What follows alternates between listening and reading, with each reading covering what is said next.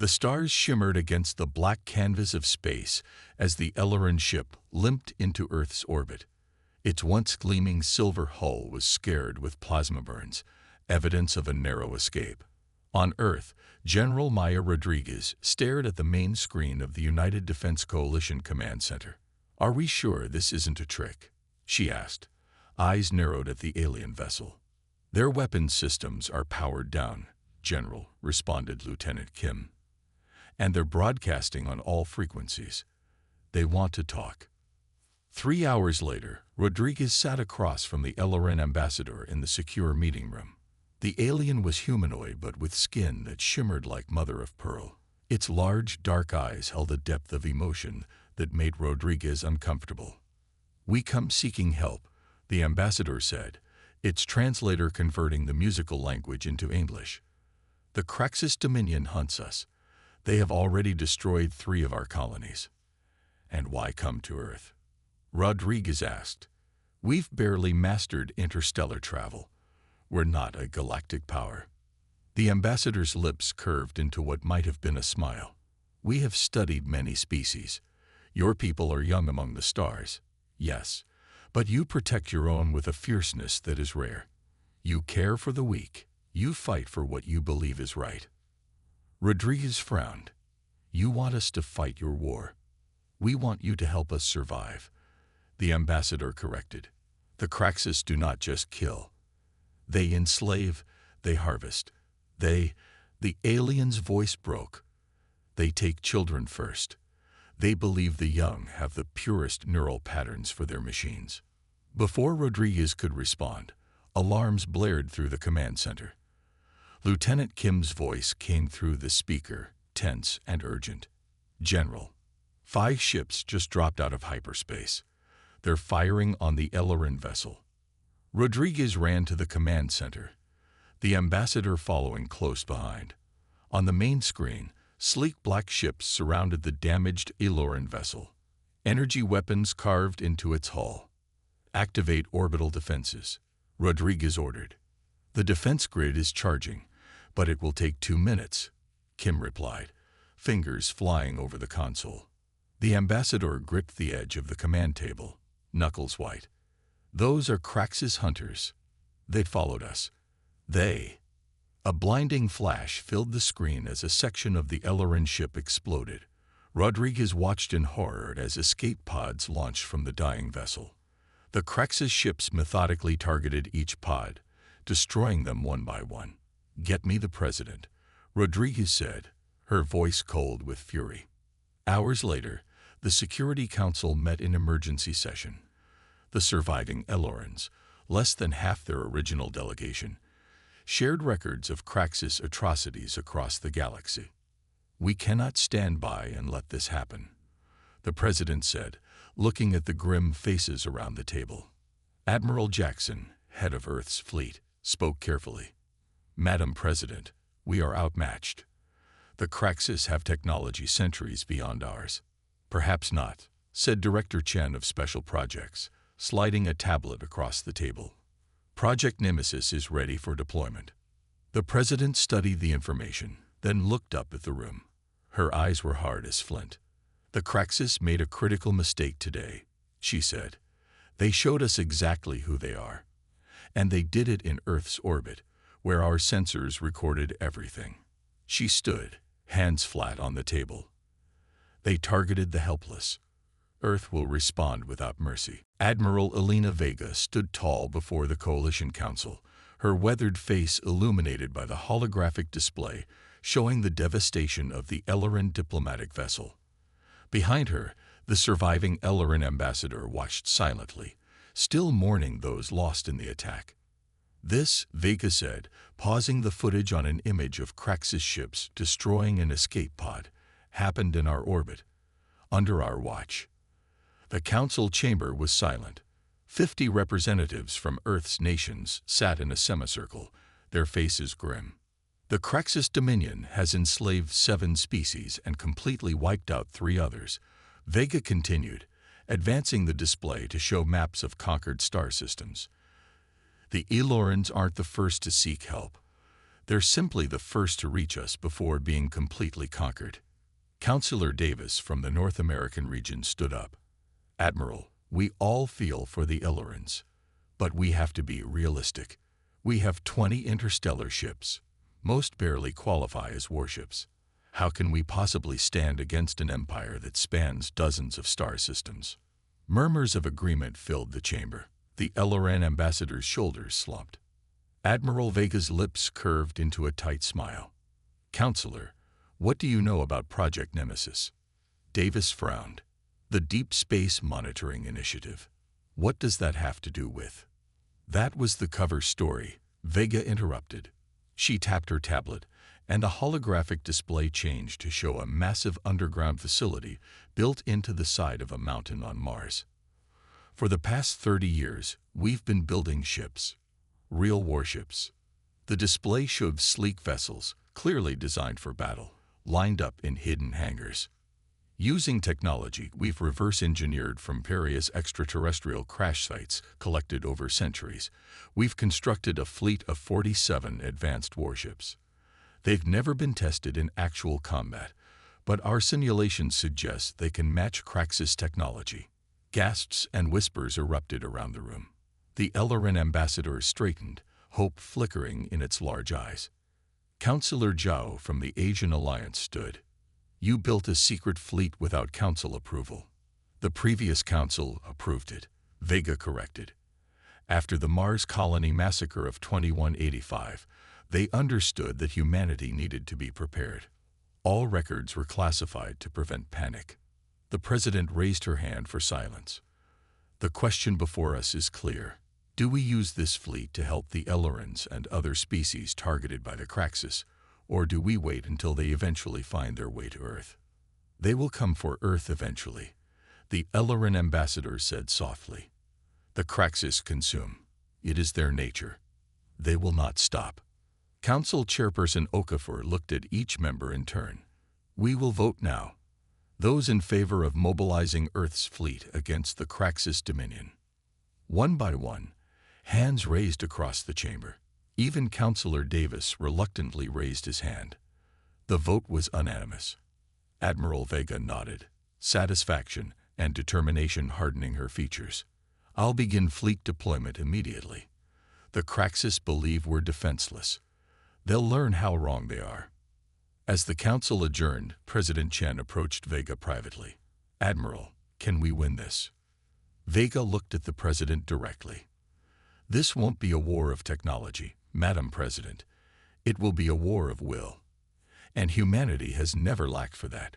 She straightened her uniform. They targeted the helpless. We will show them exactly what happens when you awaken a sleeping giant. Across the solar system, in hidden bases on Mars, Europa, and Titan, lights came on in long-dormant hangars as Earth prepared for its first interstellar war. Captain Marcus Chen walked through the gleaming corridor of the UES Retribution, Earth's most advanced warship. At 400 meters long, the vessel represented humanity's best hope against the Craxus. Crew members saluted as he passed, their faces showing a mix of pride and tension. Captain on the bridge, called Commander Rodriguez as Chen entered.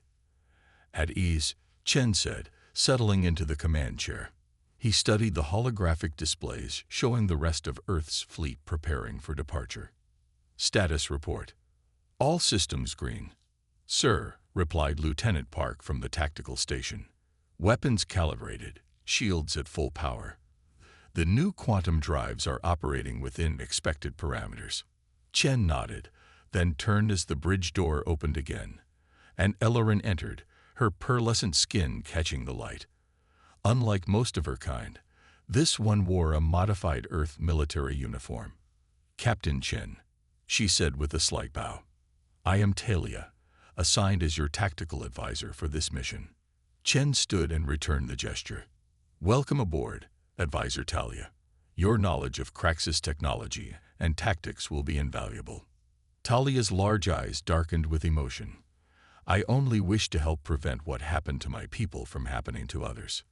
Halfway across the galaxy, in the ornate command center of the Craxus flagship Inevitable Dominance, Arch-Dominator Vexor watched a holographic replay of the Earth defense grid activating after the attack on the Elloran vessel. Primitive technology, he sneered, his scaled face contorting in disgust. These humans barely understand hyperspace travel. Sub-Dominator Krell, his second-in-command, studied the footage more carefully. Yet they developed orbital defenses capable of tracking our scout ships, and our intelligence suggests they're mobilizing for war. Vexor, the UES Retribution, dropped out of hyperspace at the edge of the new Elora system, followed closely by the Defiant and Vigilant. Captain Chen leaned forward in his command chair, studying the tactical display. No sign of Kraxus ships yet, Lieutenant Park reported, her fingers dancing across the sensor controls. They'll be here soon, Talia said quietly. Her eyes were fixed on the blue-green planet ahead. My home. Chen turned to his tactical officer. Commander Rodriguez, prepare the strike. Admiral Elena Vega stood on the bridge of the UES Indomitable, Earth's largest battleship. Around her, officers monitored displays showing the positions of over 30 Earth vessels spread across 3 sectors of space. Status report, she commanded. Captain Chen's strike force has evacuated 60% of New Elora's population, replied her communications officer. They're engaging Kraxus forces both on the ground and in orbit. Vega nodded, her expression grim but satisfied. And the Kraxus response. Her tactical officer looked up from his station.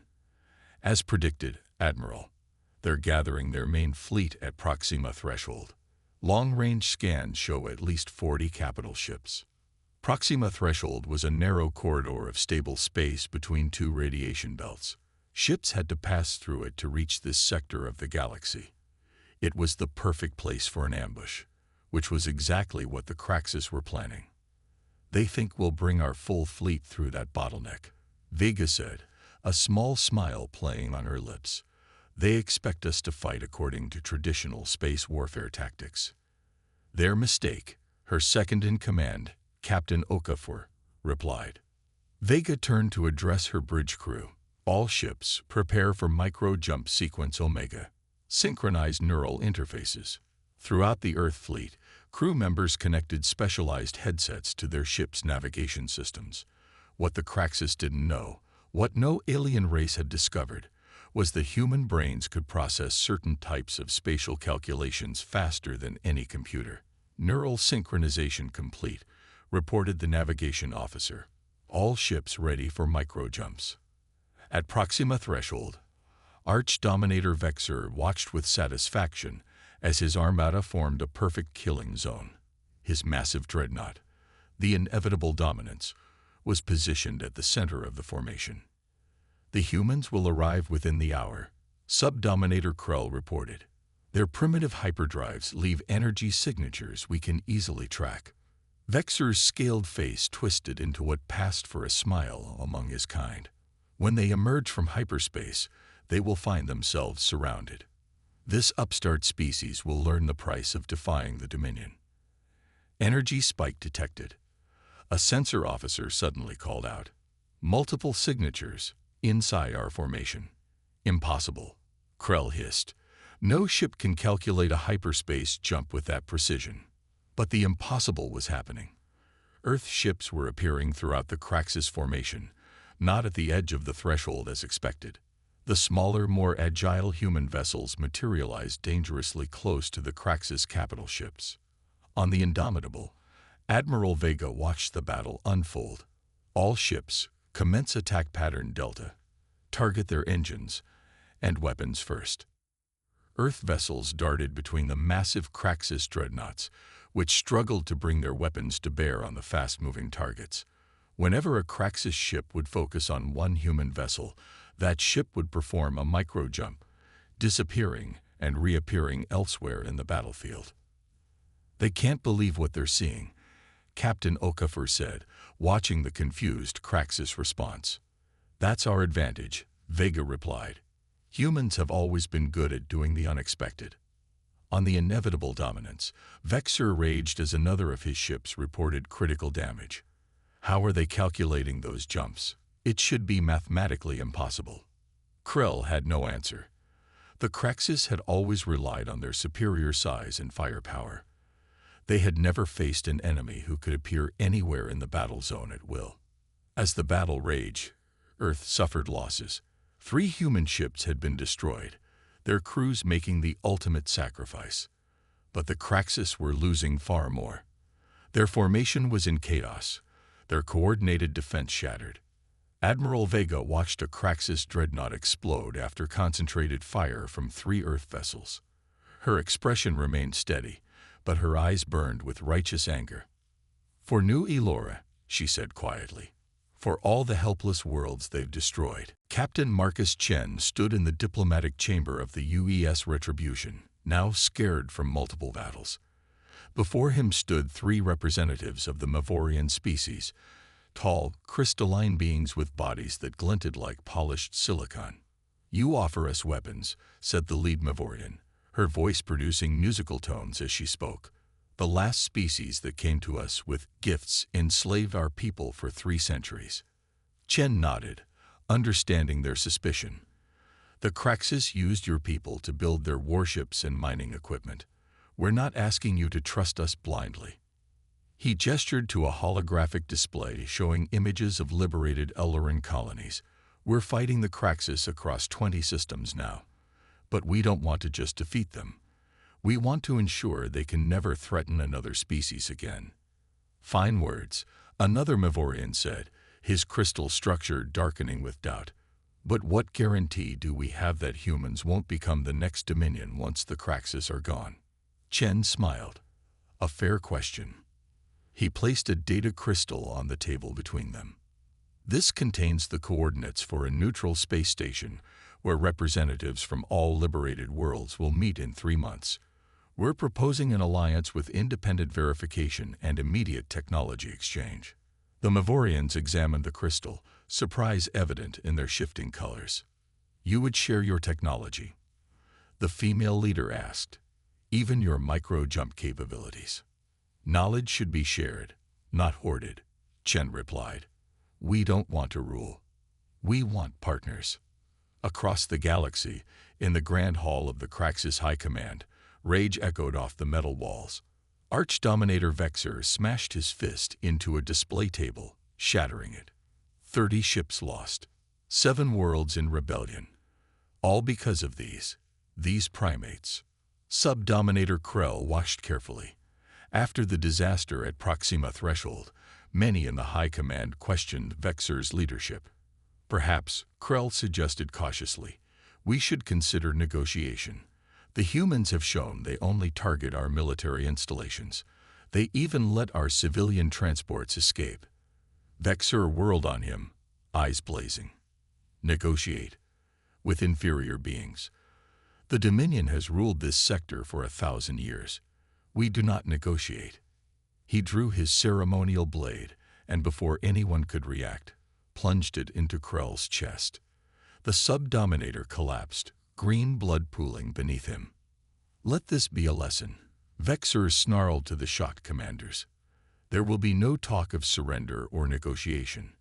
We will crush these humans, harvest their neural patterns, and use their own minds to power our next generation of weapons." What Vexer didn't know was that 3 Kraxis colonial governors watched this execution via secret transmission. Within hours, encrypted messages were sent to Earth's command, offering intelligence in exchange for protection. Back on the Retribution, Chen received word that the Mavorians had agreed to join the alliance. As the crystalline delegates left, Talia entered the chamber. "Captain, we've received strange transmissions from within Kraxis space," she said, her eyes wide with surprise. "Some of their own people want to defect." Chen smiled grimly. The Kraxis built their empire on fear. Now that someone is standing up to them, that fear is turning against them. He looked at the star map showing the theater of war. Earth's green markers were spreading across territories once marked in Kraxis red. "The tide is turning, Talia. For the first time in centuries, the helpless have hope." Commander Sophia Reyes adjusted her stealth suit as the UES Phantom drifted silently toward the massive Kraxis installation. Unlike the shining warships of Earth's main fleet, the Phantom was matte black, designed to absorb rather than reflect light and energy. "We're approaching the outer sensor ring," Lieutenant Griffin reported from the navigation console. "Heat signatures indicate minimal patrol activity." Reyes nodded. "Good. Maintain course and keep all systems at stealth levels." Admiral Vega had personally selected Reyes for this mission after intelligence from Craxus defectors revealed the true horror behind their technological advantage. The installation before them wasn't just a military base, it was a neural harvesting facility where captured beings were processed to power Craxus technology. Team 1, prepare for insertion, Reyes ordered over the comm. 20 elite soldiers checked their equipment one final time in the deployment bay. As the Phantom slipped past the outer defenses undetected, Reyes studied the facility schematics provided by the defectors. The central section, marked in red, was their primary target. "Remember," she told her team, "this is primarily a reconnaissance and data-gathering mission. We need to confirm what the defectors told us and gather evidence for the Alliance." The ship settled into a hidden position near a maintenance dock. Team 1 deployed, using personal stealth fields to approach the facility. Inside, the team moved silently through dimly lit corridors. The interior was cold, with walls of black metal that seemed to absorb sound. They encountered few Craxus guards.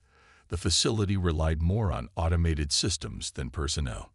"Commander, you need to see this." Sergeant Lopez's voice came through the comm. Section Delta 3. Reyes followed the nav point on her helmet display. When she reached the location, she froze. Before her stretched an enormous chamber filled with thousands of transparent pods. Each pod contained a being. Some Ellerin, some from species she didn't recognize. Tubes and wires connected to their heads. "They're alive," Lopes whispered in horror.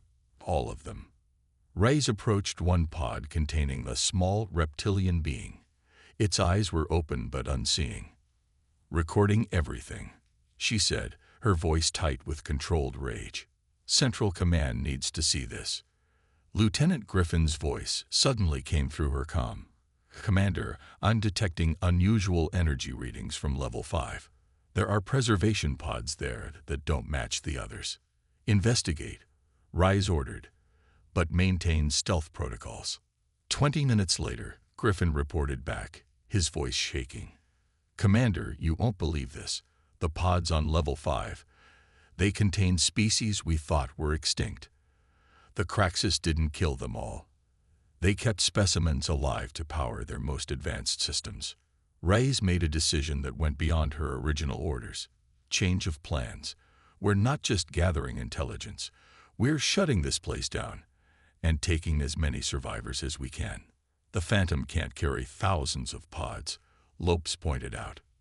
"No," Reyes agreed, "but we can send a signal to the Alliance fleet and sabotage the facility's defenses before they arrive." She looked at the helpless beings in the pods. No one gets left behind.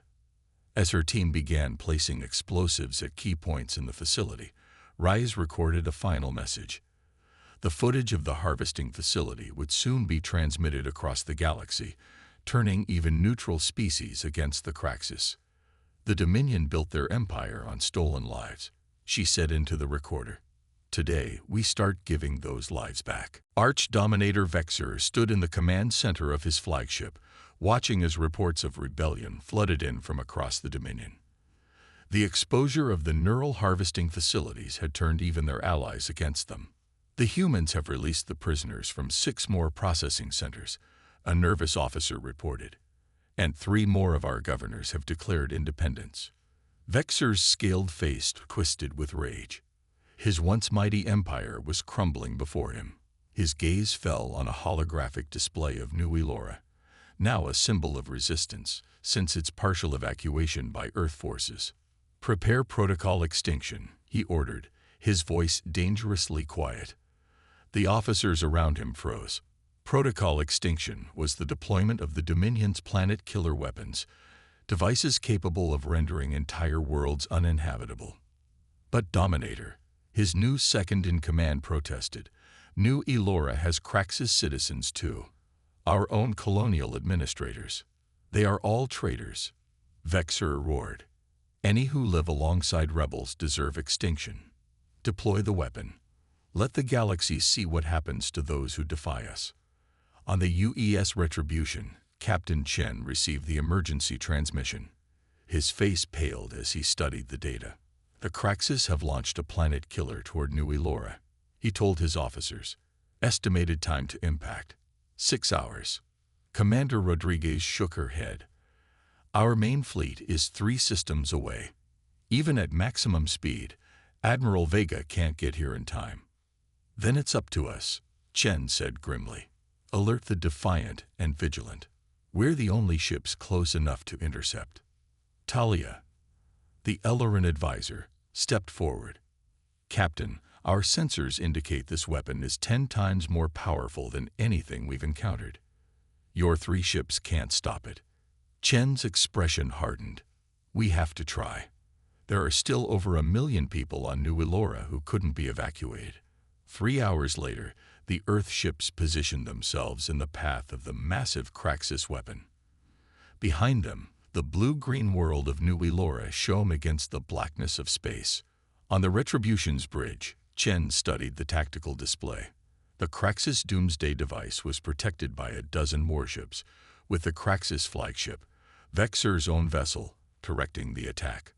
All hands, battle stations, Chen ordered. Defiant and Vigilant, focus on the escort ships. We'll go after the weapon itself. The battle erupted in a storm of energy weapons and explosions. The Earth ships darted between the larger Craxus vessels, using their superior maneuverability. But they were outnumbered and outgunned. The Vigilant was the first to fall, its engines crippled by concentrated fire. The Defiant suffered critical damage next, forced to retreat to a safe distance.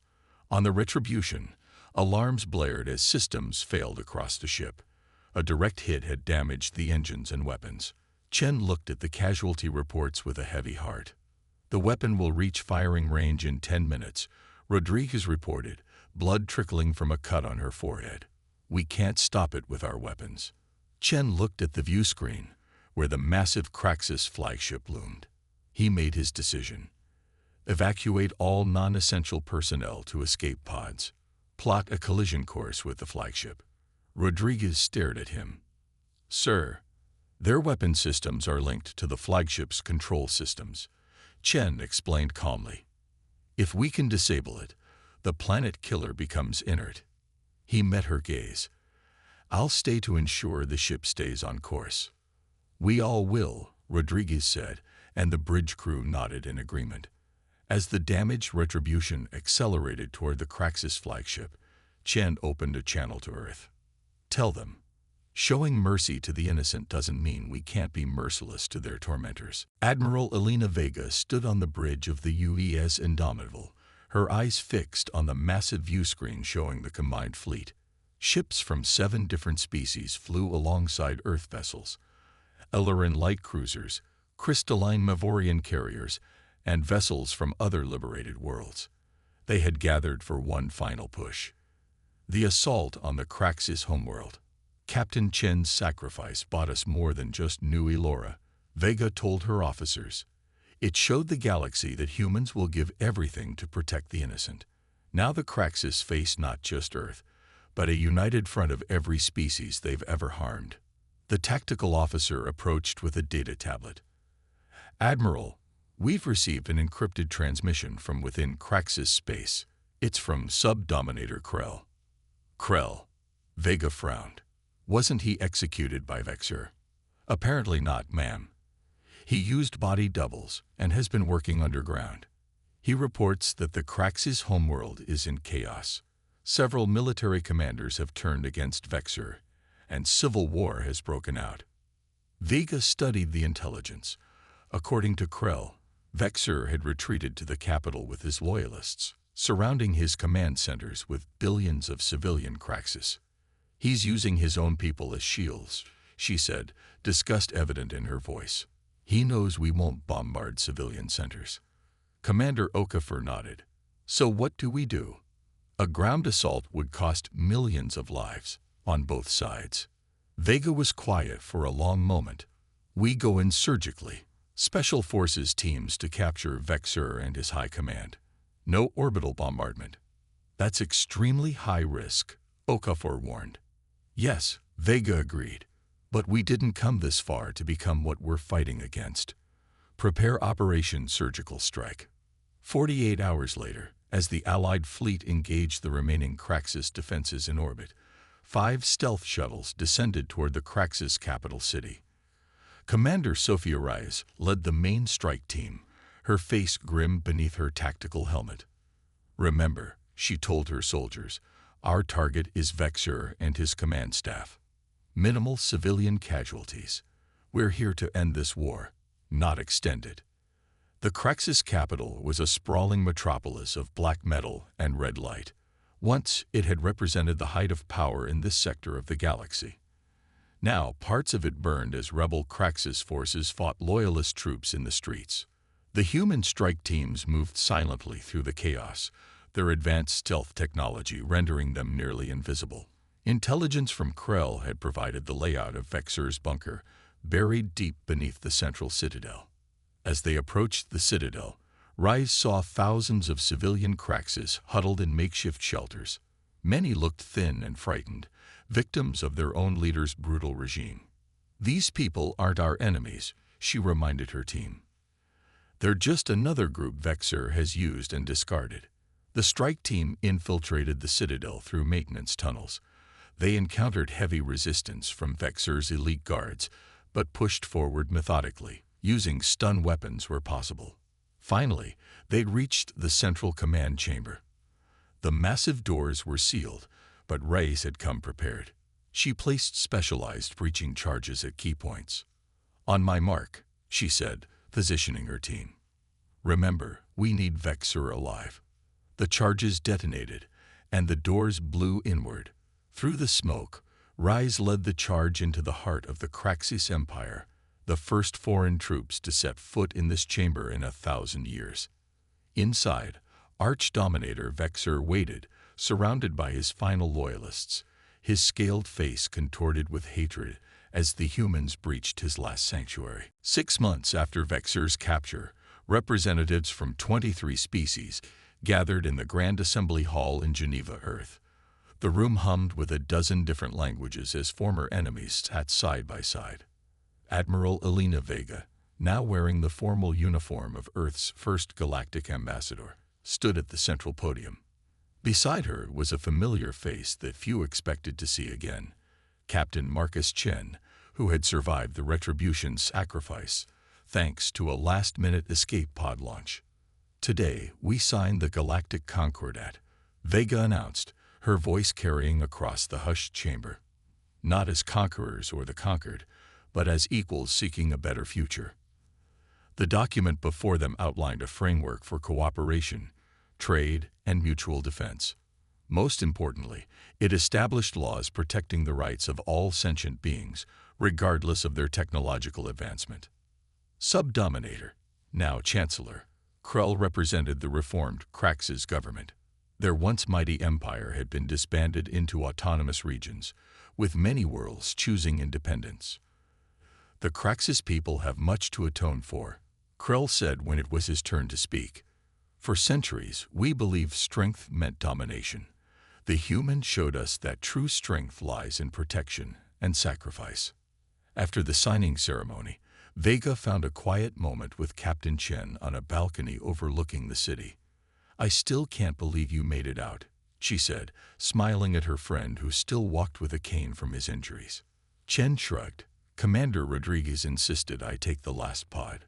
Said someone needed to tell our story. His expression became serious. I heard they started rehabilitating the beings from the neural facilities. Vega nodded.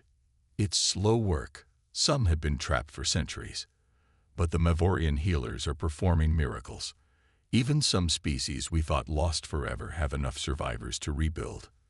And Vexer? Chen asked. Still in containment. He'll never be free again, but his trial established important precedents for galactic justice.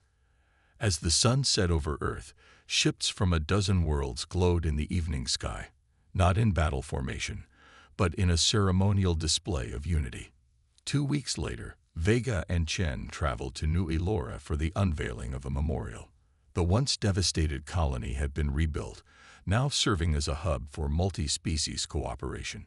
In the central plaza stood a statue depicting an Elleran child and a human soldier standing together. Talia, now serving as New Elora's governor, led the ceremony. Thousands gathered, including many of the Marines who had fought in the evacuation. "This monument honors those who stood against cruelty," Talia said, her voice clear in the afternoon light. "The Craxus came to harvest and destroy. Earth came to protect." Chen read the inscription carved at the base of the statue. They targeted the helpless, and found that humanity's mercy and wrath are two sides of the same coin.